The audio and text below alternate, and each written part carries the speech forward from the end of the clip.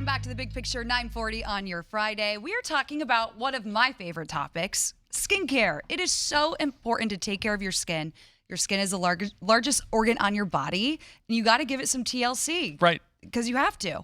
But there's an interesting trend that we're starting to notice, especially with 8, 9, 10-year-olds, kind of this like younger tween generation. We're seeing them really starting to get invested and interested in skincare, which is a good thing that they're wanting to like care about that. Take care of the largest organ of your body. But, you know, these younger kids, they don't need to be using retinol and, some of these hardcore products like that. So joining us right now to talk about this, we have Dr. Angela Casey. She's the founder of Bright Girl Cosmetics, and she's a dermatologist as well here in the Columbus area. Dr. Casey, thank you so much for joining us today. Thank you so much for the invitation. I wish I could be in studio with you all. I am at my office taking care of skin cancer patients today, so honored to join you from here. We know you are busy, so thank you so much for taking the time. I want to ask you, so with this younger generation, 8, 9, 10-year-olds, they are really finding an interest in using like multiple step skincare routines. They may be watching their mothers or their older sisters, brothers, kind of taking that on. Why is this becoming so popular with this younger generation? Well, I think social media is a big part of it. So they are constantly immersed in this world and they're seeing these trends. They're looking up to these influencers that they admire and are kind of role models for them. So it's just more access to information compared to my generation and older generations. So they are curious about it. They're being fed a lot of information. And that's where we as parents and care providers really have an opportunity to educate them while still supporting this important journey for them. Yeah, Right. Colin and I were talking about how we would use like a bar soap when we were younger and how things have changed so much. But when it comes to products like retinol and exfoliating pads, what are the risks when younger children are using those products? Well, younger children have still a very immature skin barrier. So, really, all the way from childhood up through our teenage years and even into our early 20s, our skin barrier is still maturing. Our skin microbiome is evolving. So, our skin at those younger years is just not quite as equipped to handle those more aggressive and harsh products.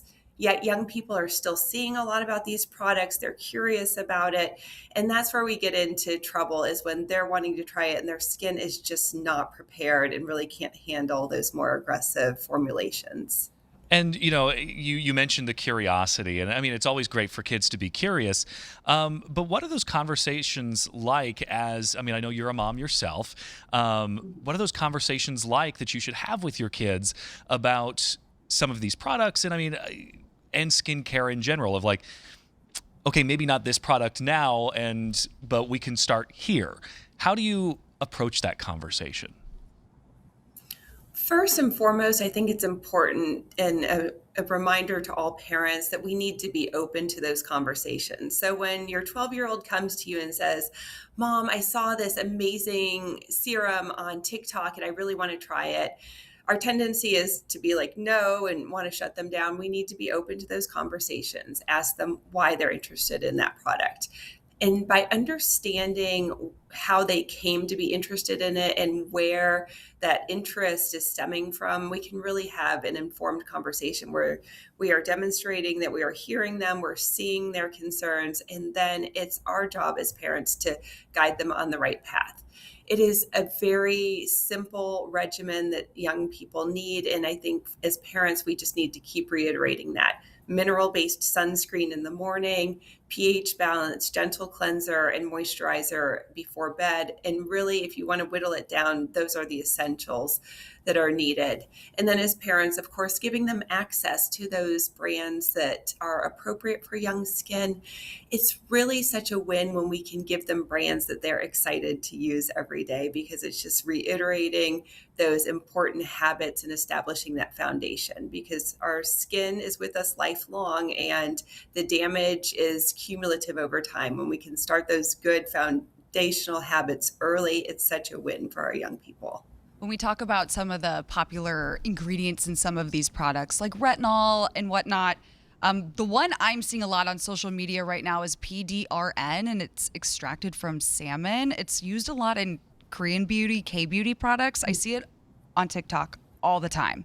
Can you explain to us what that is, and is that safe for younger people to be using?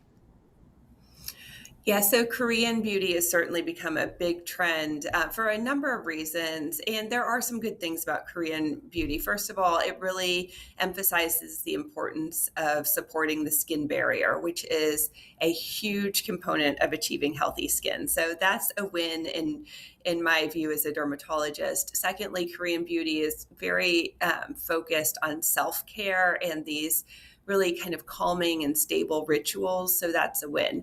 Where we get into some issues are those ingredients like the salmon extract, like certain like snail mucin, things like that that have become very trendy and popular. I think there's a shock value to these ingredients. And although they're not necessarily always harmful in and of themselves, we really have to deep dive into the ingredients, how they perform on the skin.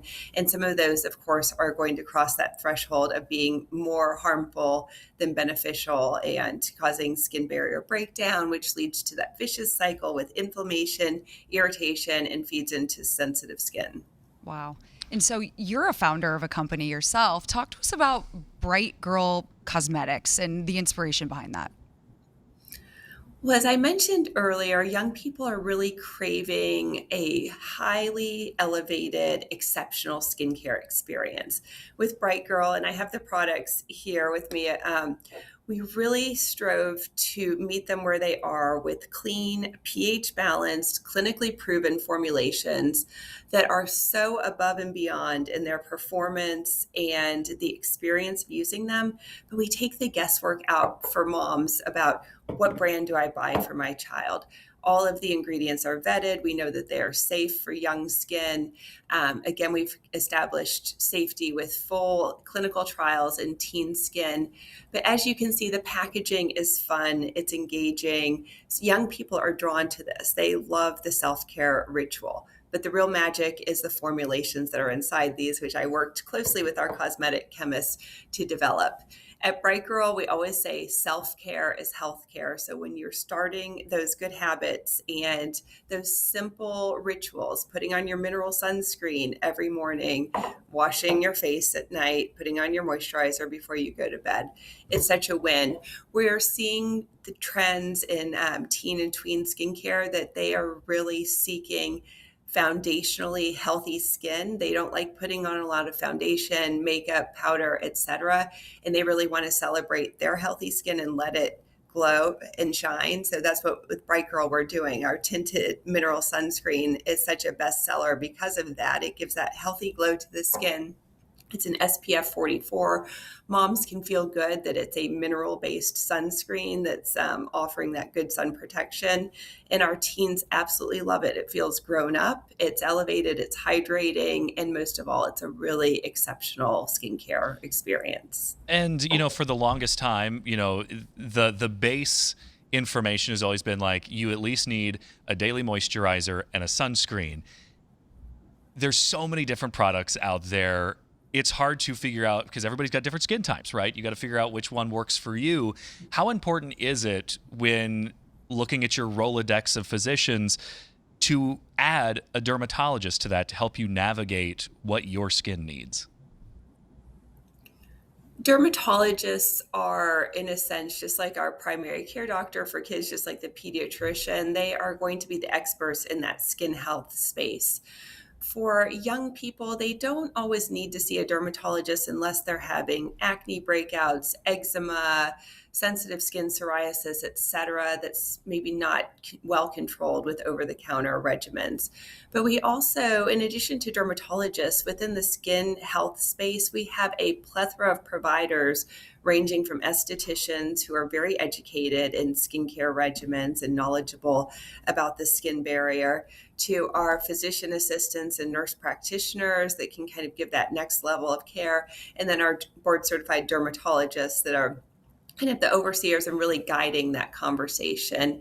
So my words of wisdom to parents: over the counter regimens, medications can work in many cases when the skin conditions are kind of exceeding what can be controlled with those simple products, and it's time to go see a dermatology expert. And Dr. Casey, have you seen any influx in younger patients coming into your office who have maybe overdone it with their skincare routines? Absolutely. And that is a result, again, I think, of social media trends, access to these products when they go into any major beauty retailer or even the big box stores like Target and Walmart, et cetera. They have a tendency to think that more is better when it comes to skincare. And for many years, that was what we were seeing in social media. And that contributes to that skin barrier breakdown. You're adding more ingredients to your skin, so higher risk of developing an allergic reaction to any one of those ingredients. It's that kind of vicious cycle of irritating the skin, then you're trying to add more products to fix the issue, and it's just making things worse. Fortunately, we are now trending to more streamlined and simplified skincare regimens, and we're seeing more of that in social media. So I'm seeing a different type of population and issues with our teens and tweens compared to what we were seeing 4 or 5 years ago. But there still is that subset that thinks more is better, or they're going into their kitchen and they're mixing up skincare smoothies and throwing in avocado and yogurt and lemon juice. And that can lead to a whole host of problems in and of itself. All right, Dr. Casey, thank you so much for joining us today. We appreciate it. Thank you for the opportunity.